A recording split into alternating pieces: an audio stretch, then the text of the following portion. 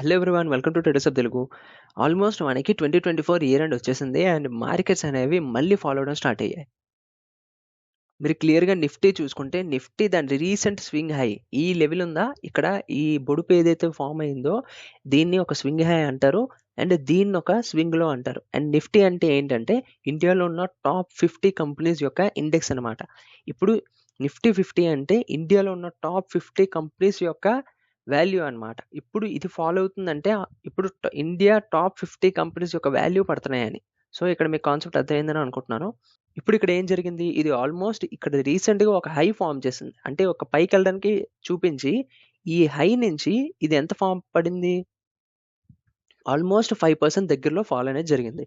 And దీని recent లో నుంచి ఇది ఎంతో దూరంలో కూడా లేదు, ఈ ఆల్మోస్ట్ 1.4% దగ్గరలోనే ఉంది. ఇప్పుడు ఈ లో గాని బ్రేక్ డౌన్ గాని అయ్యింది అనుకోండి, అంటే ఈ 23,250 ఇక్కడ కనబడుతుందా మీకు ఈ వాల్యూ అనేది, ఇప్పుడు ఈ 23,275 250 జోన్ గాని ఎప్పుడైతే బ్రేక్ డౌన్ అవుతుందో, అంటే కిందకి వస్తుందో, అంటే అప్పుడు మార్కెట్ అనేది మళ్ళీ ఇంకా కొత్తగా ఫాలో అవడానికి ఛాన్సెస్ ఉంటాయి అన్నమాట.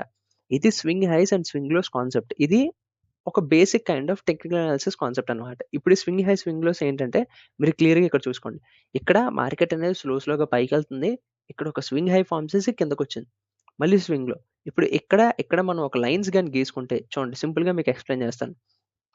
ఇప్పుడు మీరు క్లియర్గా ఇప్పుడు మార్కెట్ ఇక్కడ ఒక స్వింగ్ హై, ఇక్కడ ఒక లైన్ గీసుకుందాం, ఇక్కడ ఒక లో గీసుకుందాం. ఇప్పుడు ఇది ఒక స్వింగ్ హై లో అండ్ ఇది ఒక స్వింగ్ హై, అవునా?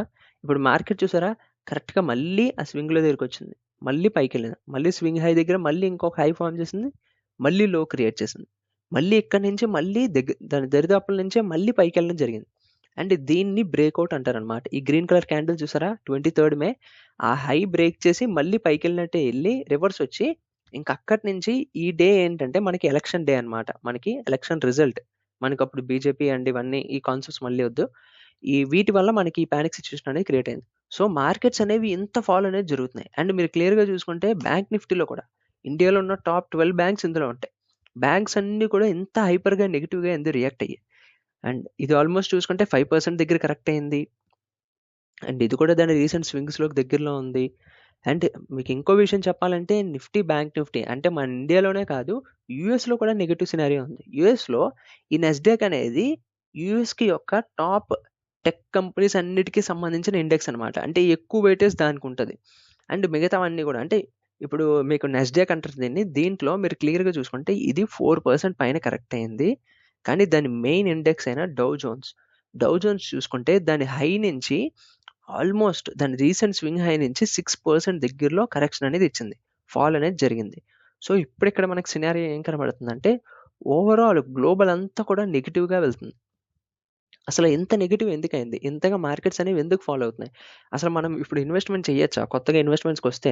ఆల్రెడీ నేను ఆల్రెడీ నా పోర్ట్ఫోలియో నెగిటివ్ ఉంది, ఆల్మోస్ట్ 5 to 10% నాకు లాసెస్లో కనబడుతున్నాయి, అండ్ నేను ఎగ్జిట్ అయిపోనా, ఇప్పుడు నా స్టాక్స్ అన్ని అమ్మేనా అనేది ఈ వీడియోలో క్లియర్గా డిస్కస్ చేసుకుందాం. సో ఫస్ట్ ఆఫ్ ఆల్ మనకి ఎంత ఫాల్ అనేది ఎందుకు జరుగుతుందంటే మనం క్లియర్గా చూసుకుంటే ఫెడరల్ అనౌన్స్మెంట్ అనేది జరిగిందనమాట. ఫెడ్ అనౌన్స్మెంట్ అంటారు దీన్ని. ఫెడ్ అనౌన్స్మెంట్ అంటే ఏంటంటే ఇప్పుడు మనకి ఇక్కడ RBI reserve bank of India ఎలాగో, అంటే మన బ్యాంక్స్ మన కంపెనీస్ అన్నీ ఆ ఆర్బీఐ మీద బేస్ అయి ఉంటాయి అనమాట, వాటి నుంచి అప్పు తెచ్చుకుంటాయి డబ్బులు అనేవి. అలాగే యుఎస్ కంపెనీస్ అన్నిటికీ కూడా ఈ ఫెడరల్ బ్యాంక్ అనేది ఆ కైండ్ ఆఫ్ అనమాట. ఇప్పుడు ఈ ఫెడరల్ బ్యాంక్ నుంచి వాటి ఇంట్రెస్ట్ రేట్స్ ఎలా పెడుతుంది, అంటే అది ఎలా ఇస్తుంది బ్యాంక్స్కి కంపెనీస్కి ఎవరికైనా వడ్డీకి ఎంత వడ్డీకి అనేది ఇక్కడ బేస్ అయి ఉంటుంది అనమాట. అండ్ ఇది క్లియర్గా ఇప్పుడు మనకి ఆర్బీఐ అనేది ఇప్పుడు మనకి మానిటరీ పాలసీస్ ఇవన్నీ కూడా ఇన్ఫ్లేషన్ ఇవన్నీ కూడా ఎలా చెప్తుందో ఇక్కడ సేమ్ యూఎస్లో ఫెడరల్ బ్యాంక్ అవన్నీ చూసుకొని అవన్నీ చెప్తుంది అనమాట. సో ఇప్పుడు అసలు ఈ ఫెడరల్ బ్యాంక్ ఏం అనౌన్స్ చేసింది, అసలు ఎంత ఫాల్ జరగడానికి ఈ ఫెడరల్ బ్యాంక్ అనౌన్స్ చేసిన మెట్రిక్స్ ఏంటి అనేది క్లియర్గా డిస్కస్ చేసుకుందాం. ఈ కాన్సెప్ట్ అనేది క్లియర్గా వినండి, మీకు విత్ ఇన్ 2 minutesలో కాన్సెప్ట్ అనేది కవర్ చేస్తాను మీకు అర్థమైనట్టు. ఇక్కడ మనకి ఆర్బీఐలో అంటే రిజర్వ్ బ్యాంక్ ఆఫ్ ఇండియాకి శక్తికాంత్ దాస్ అనేవారు ఎలాగో ఆయన ఆర్బీఐ గవర్నర్ కదా, అలాగే యూఎస్కి జెరోమ్ పోవెల్ అనే అతను అక్కడ గవర్నర్ అనమాట. ఆయన ఏం అనౌన్స్ చేశారంటే సింపుల్గా 0.25% రేట్ కట్స్ అనేవి చేశారు. అవి ఏంటంటే ఇప్పుడు మనకి ఇంట్రెస్ట్ రేట్స్ ఇప్పుడు ఫర్ సపోజ్ మీకు ఆల్రెడీ చెప్పాను, ఫెడరల్ బ్యాంక్ ఆ కంపెనీస్ కానీ బ్యాంక్స్ కానీ ఇంట్రెస్ట్ రేట్స్ ఇస్తుంది, ఐ మీన్ మనీ ఇచ్చి ఇంట్రెస్ట్ రేట్స్ అనేవి కలెక్ట్ చేసుకుంటుంది, అవునా? సో ఇప్పుడు ఇంట్రెస్ట్ రేట్స్ ఎంత తక్కువ ఉంటే అంత మంచిది అనమాట. అవునా? సో, ఇప్పుడు ఎవ్రీ ఇయర్ ఒక 3-4 టైమ్స్ అనేది అది ఒక మీటింగ్ కింద పెట్టి అనౌన్స్ చేస్తారనమాట. నేను ఈసారి అరౌండ్ 0.25-0.5 ఇలా రేట్ కట్స్ అనేవి చేసుకుంటున్నాం. సో, దానివల్ల ఏంటి బ్యాంక్స్‌కి పాజిటివ్, కంపెనీస్‌కి పాజిటివ్ మనీ తీసుకోవడానికి. సో, ఇది ఆల్రెడీ ఎక్స్‌పెక్టెడ్. కానీ ఇక్కడ ఏం జరిగిందంటే ఇంకొక పాయింట్ అన్‌ఎక్స్‌పెక్టెడ్ మూవ్ ఏందంటే ఇన్‌ఫ్లేషన్ కట్టొచ్చిందనమాట. అంటే ఇప్పుడు ఇన్‌ఫ్లేషన్ అనేది పెరిగింది. ఇప్పుడిక్కడ మీకు ఆల్రెడీ మనం ప్రీవియస్ వీడియోలో మాట్లాడుకున్నాం. మనం ఎస్ఐపి స్కామ్ అనేది ఒక వీడియో చేశానో, ఆ వీడియో ఎవరైతే చూడలేదో క్లియర్‌గా చూడండి. చాలా ఇంపార్టెంట్ టాపిక్స్ అన్నీ కవర్ చేశాను. ఎవరైతే ఎస్ఐపి చేస్తున్నారో అండ్ ఇన్‌ఫ్లేషన్ కాన్సెప్ట్ అనేది క్లియర్‌గా ఎక్స్‌ప్లెయిన్ చేశానక్కడ. ఒక సింపుల్ ఎగ్జాంపుల్‌తో ఒక చాయ్ ఎగ్జాంపుల్ తీసుకొని దాంట్లో ఎక్స్‌ప్లెయిన్ చేశాను. ఆ వీడియోని ఒకసారి కవర్ చేయండి. ఇక్కడ ఈజీగా మీకు అర్థం అవ్వాలంటే ఇన్‌ఫ్లేషన్ అంటే ఏంటంటే సింపుల్‌గా మీరొక 10 ఇయర్స్ బ్యాక్‌కెళ్ళండి. 10 ఇయర్స్ బ్యాక్‌కెళ్ళి మీకు స్కూల్ ఫీజెస్ ఇవన్నీ ఎంతుండేవి, ఇప్పుడు స్కూల్ ఫీజెస్ ఎంతున్నాయి అనేది కంపేర్ చేసుకోండి. హెవీ గ్రోత్ ఉంది. అవునా? సో, ఇదంతా కూడా ఏంటి మనీ వాల్యూ పడిపోవడం వల్ల. మనీ వాల్యూ ఎప్పుడు పడిపోతది? మనకి జాబ్స్ తక్కువైనప్పుడు, జీడీపీ తగ్గినప్పుడు ఇలా ఇవన్నీ కూడా చాలా చాలా మెట్రిక్స్ అన్నిటికి సంబంధించి ఇన్‌ఫ్లేషన్ రేట్ అనేది డిసైడ్ చేస్తారనమాట. సో, ఇప్పుడు ఇన్‌ఫ్లేషన్ రేట్ అనేది పెరిగింది. అది ఎంత 2.1% 2.5% అనమాట. సో, ఇక్కడ ఏం జరిగిందంటే 2.5% అనేది చాలా హ్యూజ్ లెవెల్ అనమాట. అది యూఎస్ లాంటి పెద్ద కంట్రీకి.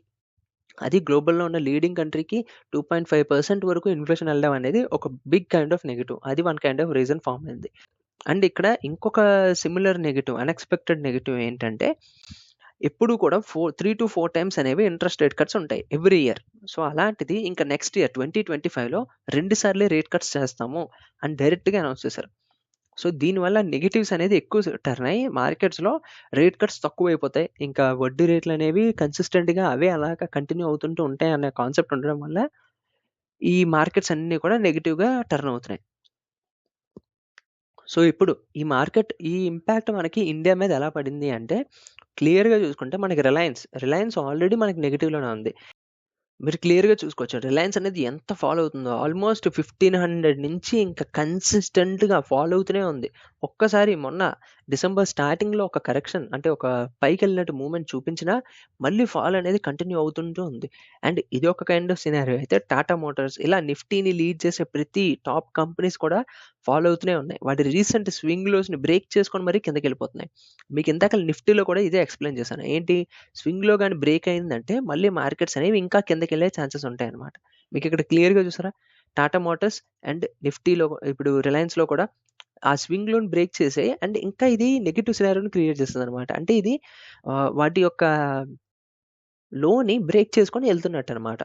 సో, ఇదొక కైండ్ ఆఫ్ నెగెటివ్ కింద ఫార్మ్ అయ్యాయి. And mid cap, small cap మీకు large cap, mid cap, small cap already మన ప్రీవియస్ వీడియోలో ఎక్స్‌ప్లెయిన్ చేశాను. ఆ ఎస్ఐపి వీడియోలోనే ఒకసారి ఎళ్లి కవర్ చేయండి. సో, ఈ మిడ్ క్యాప్, స్మాల్ క్యాప్ అనేవేంటంటే ఇండియాలో ఒక టాప్ 150 ఐ మీన్ 100 కంపెనీస్ తీస్తే ఆ 100 నుంచి ఆ 101 నుంచి 250 కంపెనీస్ అనేది మిడ్ క్యాప్ అండ్ ఆ 250 నుంచి మిగతావన్నీ కూడా స్మాల్ క్యాప్ కేటగరీస్ కింద వస్తాయి. సో, ఇప్పుడు ఈ మిడ్ క్యాప్, స్మాల్ క్యాప్స్ కూడా నెగెటివ్ కింద టర్న్ అవుతున్నాయి. ఓవరాల్‌లో అండ్ ఓన్లీ పైకెళ్తుందంటే నిఫ్టీ ఫార్మా ఇండెక్స్. ఇది ఏంటంటే సింపుల్‌గా ఇప్పుడు ఫార్మా కంపెనీస్ అన్నీ కూడా పైకెళ్తున్నాయి అని అర్థం. సింపుల్‌గా ఏంటంటే ఇప్పుడు నిఫ్టీ ఫార్మా ఇండెక్స్‌లో నిఫ్టీలో ఎలాగైతే 50 కంపెనీస్ ఉంటాయో, అలాగే నిఫ్టీ ఫార్మాలో టాప్ ఫార్మా కంపెనీస్ అన్నీ కూడా ఉంటాయన్నమాట. సో, ఇప్పుడు ఆ ఫార్మా కంపెనీస్ అన్నీ పైకెళ్తున్నాయంటే వాటి ఆధారంగా క్రియేట్ అయిందే ఈ నిఫ్టీ ఫార్మా ఇండెక్స్. ఇప్పుడు ఈ నిఫ్టీ ఫార్మా ఇండెక్స్ అనేది పైకెళ్తుందన్నమాట. సో, ఇది మనకి క్రియేట్ అవుతున్న సినారియో. సో, ఓన్లీ మనకి పాజిటివ్ ఉండేది ఫార్మా. మిగతా ఐటీ, బ్యాంక్స్ అన్నీ కూడా నెగెటివ్ కింద ఎళ్తున్నాయి. జస్ట్ బికాస్ ఆఫ్ మనకు ఆ ఫెడ్ రేట్ అనౌన్స్‌మెంట్ వల్ల. సో, ఇప్పుడు ఈ ఫాల్ అంతా ఆధారంగా తీసుకొని మీ పోర్ట్‌ఫోలియో స్టాక్స్ ఆల్రెడీ నెగెటివ్ కింద టర్న్ అవుతుంటుంటాయి. సో, దాన్ని చూసి మీరు సెల్ చేయాలా అంటే ఎప్పుడైతే మీ వ్యూ లాంగ్ టర్మ్‌కి ఉంటదో అలాంటప్పుడు సెల్ చేయకుండానే ఉండాలి. నేనిప్పుడు నెక్స్ట్ 5 ఇయర్స్, 10 ఇయర్స్ వరకు ఇన్వెస్ట్‌మెంట్ పెట్టుకుంటానంటే మీరు ఈ ఫాల్‌నంతా కూడా ఒక ఆధారంగా తీసుకొని ఎప్పుడు కరెక్షన్ అవుతున్నా కొంచెం కొంచెంగా డబ్బులనేది ఇన్వెస్ట్‌మెంట్ పెడుతుంటూ ఉండడం అనేది బెస్ట్. ఎందుకంటే ఇప్పుడు ఫర్ సపోజ్ మీకిప్పుడు ఇన్వెస్ట్‌మెంట్ చేయాలనే ఆలోచనొచ్చింది. అలాంటప్పుడు ఇది మంచి మూవ్‌మెంట్ అనమాట ఇన్వెస్ట్ చేయడానికి. అండ్ ఇంకొక పాయింట్ ఏంటంటే మీరిప్పుడు ఒక 10,000 ఇన్వెస్ట్‌మెంట్ తెచ్చుకుంటే ఈ పాయింట్‌లో ఎప్పుడు కూడా డైరెక్ట్‌గా 10,000 అనేది పెట్టకూడదు. ఇప్పుడు ఈ పాయింట్‌లో ఒక 40% అరౌండ్ ఒక 4,000 ఇన్వెస్ట్‌మెంట్ పెట్టి నెక్స్ట్ మార్కెట్ ఏం జరుగుతుంది ఇంకా ఫాలో అవుతుందంటే కొంచెం వెయిట్ చేసి అప్పుడు మళ్ళీ ఇన్వెస్ట్‌మెంట్ పెట్టడం అనేది బెస్ట్ ఆప్షన్. సో, ఇక్కడ మనకి నిఫ్టీ, బ్యాంక్ నిఫ్టీ, ఐటీ అన్నీ కూడా మేజర్ ఇండైసెస్ అన్నీ కూడా ఫాలో అవుతున్నట్టు చూపించాయి. అవునా? సో, ఇప్పుడు వీటిలో మనం బెస్ట్ స్టాక్స్ ఎలా సెలెక్ట్ చేసుకోవాలి అని ఒక వీడియో కావాలి అంటే మంచి ఫండమెంటల్ స్టాక్స్ అంటే ఎలా ఫండమెంటల్‌గా రీడ్ చేయాలి అండ్ ఈ టెక్నికల్ అనాలిసిస్ కూడా బేసిక్‌గా చూసుకొని ఎలా ఇన్వెస్ట్‌మెంట్ అనేది మనం స్టాక్‌ని సెలెక్ట్ చేసుకోవాలి అనేది మీకు వీడియో కావాలంటే, మనం ప్రెజెంట్ ఈ వీడియోని లైక్ చేసి కామెంట్ సెక్షన్‌లో మెన్షన్ చేయండి. వాటి మీద వీడియో సూన్ కవర్ చేస్తాను. నేనెలా స్టాక్‌ననేది సెలెక్ట్ చేస్తాననేది. అండ్ నెక్స్ట్ వచ్చేసి ఇప్పుడు ఇన్వెస్ట్‌మెంట్స్‌కి ఎవరైతే వస్తున్నారో వాళ్ళు ఒక 1, 2 వీక్స్ హోల్డ్ చేయండి. ఎందుకంటే గ్లోబల్ ఇండెక్సెస్ అన్నీ కూడా పడుతున్నాయి. ఆల్మోస్ట్ మనకి నిఫ్టీ, నెస్డాక్, డౌ జోన్స్ అన్నీ కూడా ఫాలో అవుతున్నాయి. సో, ఇప్పుడు వెయిట్ చేయండి. ఒక 1, 2 వీక్స్ మార్కెట్ ఎలా రియాక్ట్ అవుతుంది? ఇక్కడి నుంచి ఇంకా ఫాలో అవుతదా? ఇంకా పైకి ఎక్కడి నుంచి ఏమైనా రివర్సల్ తీసుకుంటదా? ఈ స్వింగ్‌లోకి సపోర్ట్ ఇచ్చి అనేది చూడండి. ఫస్ట్ ఒక 1, 2 వీక్స్ హోల్డ్ అవ్వి నేను ఎవ్రీ వీక్ ఇలా ఈ వీక్లీ అనాలిసిస్ వీడియోస్ చేస్తుంటూ ఉంటాను. దాన్ని బట్టి మీ వ్యూ అనేది డిసైడ్ చేసుకోండి. పైకెళ్తదా? కిందకెళ్తదా? అనేది మనం ఒక ప్రిడిక్షన్ ఇస్తాం. దాన్ని బట్టి మీ స్టాక్స్ పెర్ఫార్మన్స్ ఎలాగుంటాయి అనేది గెస్ చేసుకోవచ్చనమాట. ఎగ్జాక్ట్ లెవెల్ అనేది నేనే కాదు ఎవ్వరు గెస్ చేయలేరు. ఎవ్వరి మాటలు నమ్మకండి. ఈ పాయింట్‌కొచ్చి రివర్స్ అవుతది అనే కాన్సెప్ట్ ఎవ్వరు చెప్పలేరు. అండ్ ఎప్పుడైనా స్టాక్స్ ఆర్ ఈటీఎఫ్స్ ఎందులోనైనా ఇన్వెస్ట్‌మెంట్ పెట్టినప్పుడు ఒక లాంగ్ టర్మ్ వ్యూకే పెట్టుకోండి. మినిమమ్ ఒక 5-7 ఇయర్స్ వరకు. అప్పుడు మీకు మార్కెట్ మంచిగా బుల్ మూవ్‌మెంట్స్ అన్నీ కవర్ చేసి, మీకు గ్రోత్ ఆపర్చునిటీస్ ఇచ్చి మీకు రిటర్న్స్ అనేవి మంచిగా జనరేట్ చేస్తాయి. అండ్ ఎప్పుడైనా ఇలాంటి ఫాల్ అయినప్పుడు మీరు ఆల్రెడీ ప్రీవియస్‌గా ఇన్వెస్ట్‌మెంట్ పెట్టుంటే, ఇలాంటి ఫాల్ అయినప్పుడు పానిక్ సిట్యుయేషన్ అయిపోకండి. పానిక్ అయిపోయి ఎగ్జిట్ అయిపోవద్దు. అప్పుడు మీరు మంచిగా ఇన్వెస్ట్‌మెంట్ మళ్ళీ ఈ రేట్‌కనేది మీకు దొరకదు. ఆ స్టాక్ అనేది. సో, ఎగ్జిట్ అయిపోవడం వల్ల మీకు లాస్‌లో ఎగ్జిట్ అవ్వడమే తప్ప మీకు ఇంకా ఫ్యూచర్‌లో మళ్ళీ అది గ్రో అయిందంటే ఇంక మనకి లాభాలన్నీ మిస్ అయిపోయినట్టే. అండ్ నెక్స్ట్ మెయిన్ ఇంపార్టెంట్ వచ్చేసి డైవర్సిఫై. ఇది అల్టిమేట్‌గా ఫైనల్ థింగ్. సో, ఇప్పుడు డైవర్సిఫై చేసుకోవడం అనేది చాలా ఇంపార్టెంట్. మీరిప్పుడు మనకి నిఫ్టీ చూసుకుంటే ఆల్మోస్ట్ 4, 5% ఫాల్ అయింది దగ్గరలో. అదే మీ పోర్ట్‌ఫోలియోలో ఫార్మా స్టాక్స్ గాని కవర్ అయ్యాయనుకోండి. అక్కడ ఏం జరుగుతది? మీకు ఫార్మా ఆల్రెడీ ఒక సపోర్ట్ ఇస్తది. అండ్ మీ స్టాక్స్ అన్నీ కూడా నెగెటివ్‌గా వెళ్ళిపోవు. కొన్ని స్టాక్స్ పాజిటివ్ కూడా అవుతుంటుంటాయి. సో, దీనివల్ల మీకు రిటర్న్స్ అనేవి ఎక్కువ జనరేట్ అవుతుంటూ ఉంటాయన్నమాట. డైవర్సిఫై చేసుకోవడం వల్ల. అండ్ ఫాల్‌లో ఎప్పుడు ఇన్వెస్ట్ చేయాలంటే క్లియర్‌గా మనకి నెక్స్ట్ స్వింగ్‌లోస్‌కి టచ్ అయినప్పుడే. మీ ఫ్యామిలీ అండ్ ఫ్రెండ్స్‌లో ఎవరైతే ఆల్రెడీ స్టాక్ మార్కెట్‌లో స్టాక్స్‌లోనో, ఈటీఎఫ్స్‌లోనో ఇన్వెస్ట్ చేస్తుంటున్నారో వాళ్ళకి వీడియో షేర్ చేయడం మాత్రం మర్చిపోకండి. ఎందుకంటే ఫెడరల్ రేట్ అనౌన్స్‌మెంట్ కోసం వాళ్ళకి క్లియర్‌గా తెలియాలి. వీటి కోసం క్లియర్‌గా నేను ఎక్స్‌ప్లనేషన్ మీకు అర్థమైందని అనుకుంటున్నాను. మీకు అర్థమైనట్టయితే వాళ్ళకొకసారి షేర్ చేయండి. వాళ్ళకి కూడా క్లియర్‌గా అర్థమవుతది. అండ్ రీసెంట్‌గా నేను టాప్ ఫ్లెక్సీ క్యాప్ ఫండ్స్ అన్నీ సెలెక్ట్ చేసి, అందులో నుంచి బెస్ట్ వన్ తీసి, ఒక ఎక్సెల్ ప్రెజెంటేషన్ ఇచ్చి, మొత్తం క్లియర్‌గా షార్ప్ రేషియోస్, వాటిని ఇవన్నీ కూడా ఎక్స్‌ప్లెయిన్ చేశాను. మ్యూచువల్ ఫండ్స్‌లో ఇన్వెస్ట్ చేయాలని ఇంట్రెస్ట్ ఉండేవాళ్ళు, ఒకసారి ఎళ్లి ఆ వీడియోని చెక్ చేయండి. సో, ఇంతే ఈ వీడియోకి. ఐ హోప్ మీకు ఈ వీడియో నచ్చిందని అనుకుంటున్నాను. So, that's all for today. Thank you so much for watching.